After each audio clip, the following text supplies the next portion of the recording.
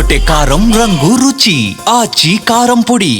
తెలంగాణలో కొత్త DCC ప్రెసిడెంట్లకు high command అగ్ని పరీక్ష పెట్టిందా?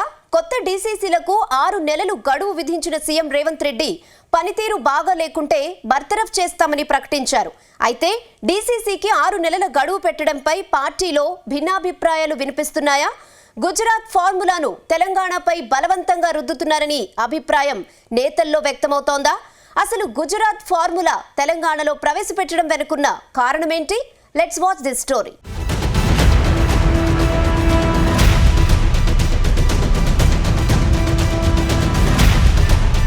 తెలంగాణలో డీసీసీ అధ్యక్షుల నియామకం పూర్తయింది.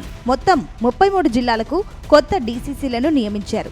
కానీ సంగారెడ్డి, రంగారెడ్డి జిల్లా అధ్యక్షుల నియామకాన్ని వాయిదా వేశారు. త్వరలోనే ఈ 2 జిల్లాలకు కూడా కొత్త అధ్యక్షులను నియమిస్తారని అంటున్నారు. అయితే కొత్తగా ఎన్నికైన డీసీసీ ప్రెసిడెంట్లతో సీఎం రేవంత్ రెడ్డి, కాంగ్రెస్ వ్యవహారాల ఇన్ఛార్జ్ మీనాక్షి భేటీ అయ్యారు. గాంధీ భవన్లో నిర్వహించిన సమావేశంలో ఇతర నేతలు సైతం హాజరయ్యారు. ఈ సమావేశంలో కొత్త డీసీసీ ప్రెసిడెంట్లకు కాంగ్రెస్ పెద్దలు బిగ్ టాస్క్ ఇచ్చినట్టు తెలుస్తోంది. గుజరాత్ ఫార్ములాను తెలంగాణలోనూ అమలు చేస్తామని కాంగ్రెస్ పెద్దలు ప్రకటించడంతో కొత్త అధ్యక్షులు తలలు పట్టుకుంటున్నట్టు తెలుస్తోంది.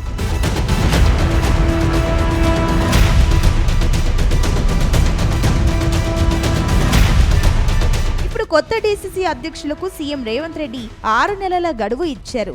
ఈలోపు మంచి పనితీరు చూపించకపోతే ప్రత్యామ్నాయంగా మరో నేతను చూసుకుంటానని ముఖం మీదనే చెప్పేశారు. రాజకీయంగా ఎదగాలంటే డీసీసీ పదవిలో ప్రతిభను చూపితే అవకాశాలు అవే వస్తాయని వారికి చెప్పారు. వచ్చిన అవకాశాన్ని సద్వినియోగం చేసుకోవాలని సలహా ఇచ్చారు. అటు కాంగ్రెస్ వ్యవహారాల ఇన్ఛార్జ్ మీనాక్షి నటరాజన్ కూడా రేవంత్ విధానాన్ని సమర్థించారు. గుజరాత్లో అయితే డీసీసీ అధ్యక్షులకు 3 నెలలు గడువు ఇచ్చామని, తెలంగాణలో 6 నెలలు ఇస్తున్నామని చెప్పారు. అందుకే మెరుగైన పనితీరు చూపించి పార్టీని బలోపేతం చేయాలన్నారు. అసలు మంచి పనితీరు అంటే ఏమిటి, ఎవరు లెక్కలేస్తారు అన్న దానిపైన పార్టీ క్లారిటీ ఇచ్చారు. ఏఐసీసీ అబ్జర్వర్లు ఉంటారని అంటున్నారు.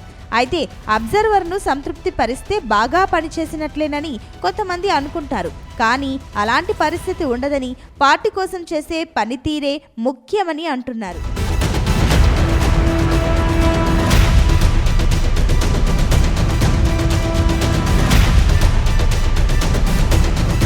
ఇదే సమావేశంలో సీఎం రేవంత్ రెడ్డి చేసిన మరో కామెంట్ కూడా చర్చనీయాంశంగా మారింది.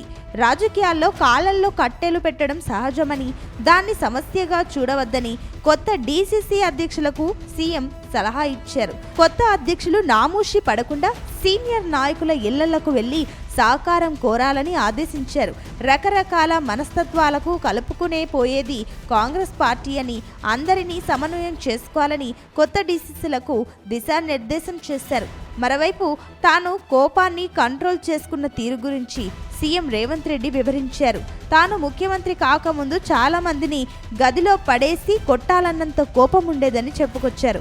కానీ సీఎం అయ్యాక అదంతా వృధా అనిపించిందని, దానివల్ల ఎలాంటి ఉపయోగం లేదన్నారు. ప్రస్తుతం గతంలోని కోపాన్ని, ద్వేషాన్ని మర్చిపోయి రాష్ట్ర అభివృద్ధి కోసమే పనిచేస్తున్నానని చెప్పుకొచ్చారు.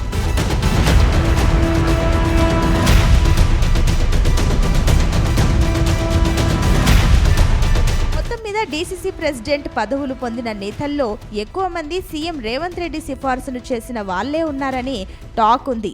ఈ విషయంలో పార్టీలో చాలా మంది సీనియర్ లీడర్లను పక్కన పెట్టి కొత్త వారికి అవకాశం ఇచ్చారని కొందరు తీవ్ర అసంతృప్తితో ఉన్నారు.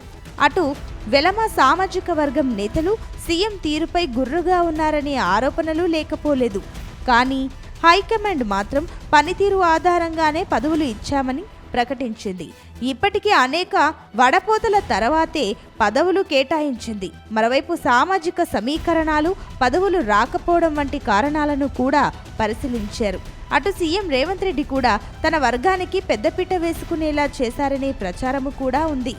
ఇప్పుడు సీఎం హెచ్చరికలు ఇచ్చినా రేవంత్ సూచనల మేరకే పని చేస్తారు. పని చేసినా చేయకపోయినా ఆయనే పదవుల్ని కాపాడతారని డీసీసీలు భావిస్తున్నట్టు ప్రచారము సాగుతోంది.